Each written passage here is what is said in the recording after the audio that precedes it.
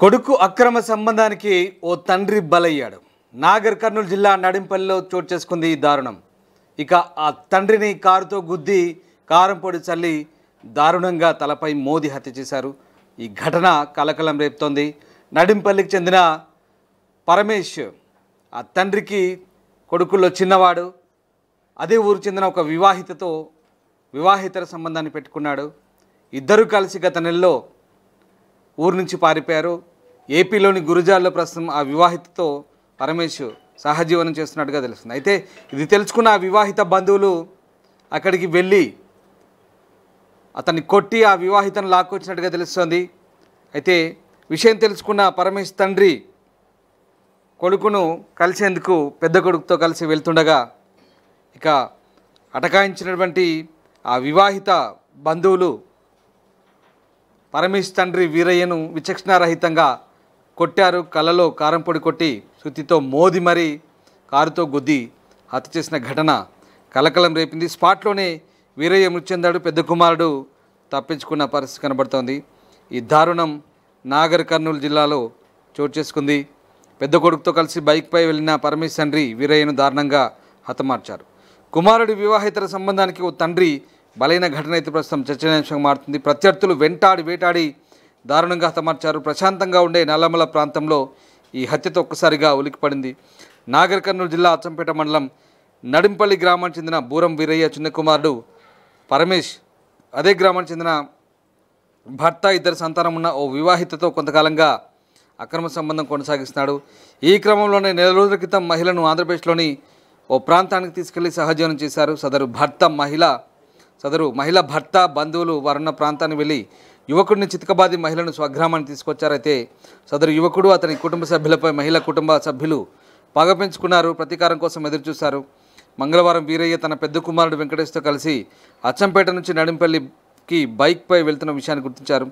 హైదరాబాద్ అచ్చంపేట ప్రధాన రహదారిపై నడింపల్లి సమీపంలో కొందరు వెంబడించగా మరికొందరు కారుతో వీరయ్య బైక్ను ఢీకొట్టారు. తర్వాత వారి కళ్ళలో కారం చల్లి సుత్తి గొడ్డలతో వీరయ్యపై విరుచుపడ్డారు.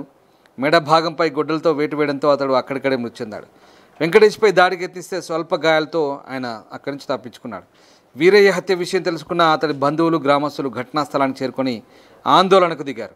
నిందితులను వెంటనే అరెస్ట్ చేయాలని డిమాండ్ చేస్తూ హైదరాబాద్ అచ్చంపేట ప్రధాన రహదారిపై ధర్నా చేపట్టారు. గతంలో వీరయ్య కుటుంబంపై దాడి జరిగిన విషయంపై అచ్చంపేట పోలీస్ స్టేషన్లో ఫిర్యాదు చేసినా పోలీసులు పట్టించుకోలేదని ఆరోపించారు. అప్పుడే చర్యలు తీసుకుని ఉంటే ఈ ఘటన జరిగి ఉండేది కాదని వీరయ్య కుటుంబ సభ్యులు అంటున్నారు. నిందితులకు పోలీసుల సపోర్ట్ ఉందని ఆరోపిస్తూ ఘటనా స్థలానికి వచ్చిన ఓ కానిస్టేబుల్పై దాడికి యత్నించారు. గమనించిన తోటి పోలీసులు ఆర్టీసీ బస్సులో అతడిని అచ్చంపేటకు పంపించారు.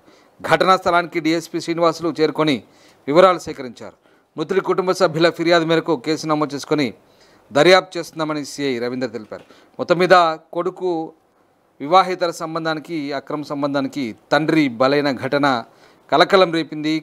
అతి దారుణంగా తండ్రిని ఆ వివాహిత బంధువులు హతమార్చడంతో నాగర్ కర్నూలు జిల్లా నడింపల్లిలో ఈ దారుణం చోటు చేసుకుంది. ఆ ఘటన స్థానికంగా సంచలనంగా చర్చనీయాంశంగా మారింది. అయితే ఈ ఘటనకు సంబంధించి స్థానికంగా కొందరు స్పందించారు. వారి మాటల్లోనే విందాం. మా నాయన పేరు వీరయ్య. నేను మా నాయన 7 సాయం మేము ముగ్గురం బండి నుంచి వస్తున్నాం అచ్చంపేట నుంచి. ఇంకా అల్లమ్మడోల కుసర కాడ బండితో ఇద్దరిని కుస తప్పించుకొని వస్తుంటే మళ్ళీ ముంగలకు వచ్చి నిప్పటి చల్లుతున్నాను కండ్యాల. నిప్పటి చల్లితే నేను బండి ఆపేరికి వెళ్తాను కార్తో గుద్ది కార్తో బండి గుద్దరికి కింద పడ్డాను. నాకు కింద పడ్డేమంటే ఆ శివగాడు సుత్తి వేసుకున్నాను కూడా వస్తే నేను మనం కొడుతుంటే మహేష్ గారు మా నాయనని కారులో నుంచి గుడ్డలు తీసుకొని నరికి పరారైపోయాను. అన్న 10 రోజులు వాళ్ళ అక్కని మా తమ్ముడు తీసుకుపోయిందన్న. తీసుకుపోతే మా తమ్ముడిని కాజెట్ ఇరగొట్టినాక పోలీసు వాళ్ళు వాళ్ళకన్నా ముందు ఏం చేసిందంటే కంప్లైంట్ ఇస్తే దొంగతాన్ని పేరుతుందని మా తమ్ముడిని పట్టుకపోయి ఈ విషయాన్ని చెప్పకుండా దొంగతాన్ని పేరుతున్న పట్టుకపోయి ఎస్ఐ సార్ వాళ్ళు లంచం తీసుకొని మా తమ్ముడు వాళ్ళకి వాళ్ళకి మహేష్ అంటారు షో అంటారు మా కేసు తీసుకోలేదు ఏం తీసుకోలేదు సార్. చూసి కంప్లైంట్ రాసుకొని రాలేదు రాలేదు సార్. ఇంక దొంగతాన్ని పేరుతుందని పట్టుకపోయి విషయం చెప్పకుండా దొంగతాన్ని కొట్టారు మా తమ్ముడు కొట్టారు. మీ కేసు ఇస్తే తీసుకోలేదు ఇంకా వాళ్ళు. ఆ తమ్ముడు గవర్నమెంట్ హాస్పిటల్ 3 రోజుల నుంచి నన్ను సరే మనం బాధ్యత రాలే వాళ్ళు. కాకపోతే మేము మా తమ్ముడు తీసుకొని వచ్చినాం. ఇంకా వాళ్ళు ఇప్పుడేమో నాన్న చంపి ఇంకా బైక్ ట్యాగ్ చేసి కింద పడితే ఎవరన్నా చూసాక మా వాళ్ళు ఎవరెవరు అని పడితే వాళ్ళు వీళ్ళు కలవాడే వరకే ఏమైందిరా ఎందుకు కలవాడుతురా అని నేను మహేష్ గొడ్డలు గుంజుకోనికి వరకే అలా బామ్మాడిది తెలుగుల పిల్లాడు వాడు మా అల్లుని చుట్ట తీసుకొని నరకానికి పోయాడు నరకానికి వరకు నేను ఇడిచిపెట్టి వాడిని పట్టుకునే వరకే వీడు గొడ్డలు తీసుకొని మా బావ నీడ నరకనే వాడు మా అక్కయ్య అల్లుడు. ఎంతమంది దాడి చేశారు? వాళ్ళు ఇద్దరు ఇంకొక పిల్లవాడు ఉన్నాడు. ఆ పిల్లాడు నాకు అంటారు కానీ ఇద్దరు అయితే విడిగాడు పడ్డారు. వీళ్ళిద్దరు పడుతారు వాళ్ళిద్దరు పడుతారు. ఆగానే నేను ఉరికొస్తానే కూడా ఇక కారు తీసుకొని నేను డోర్ తీసుకొని వచ్చి తెలుగుల పిల్లవాడు మహేష్ని పట్టుకుని ఇడుగుల పిల్లాడు మహేష్ని ఇట్లా పట్టుకొని వద్దుకో మహి ఏదంటే మాట్లాడు మహి అని ఇట్లా పట్టుకునే వరకే తెలుగుల పిల్లాడు మా అల్లుని పట్టుకునే వరకే వాడిని పట్టుకుని వాడు వెళ్ళి అలా నరికింది అంతే. ప్రపంచంలో ఏ మూల ఏ క్షణం ఏం జరుగుతుందో వేగంగా తెలుసుకోవడానికి తొలి వెలుగు వాట్సాప్ ఛానల్ని ఫాలో చేయండి.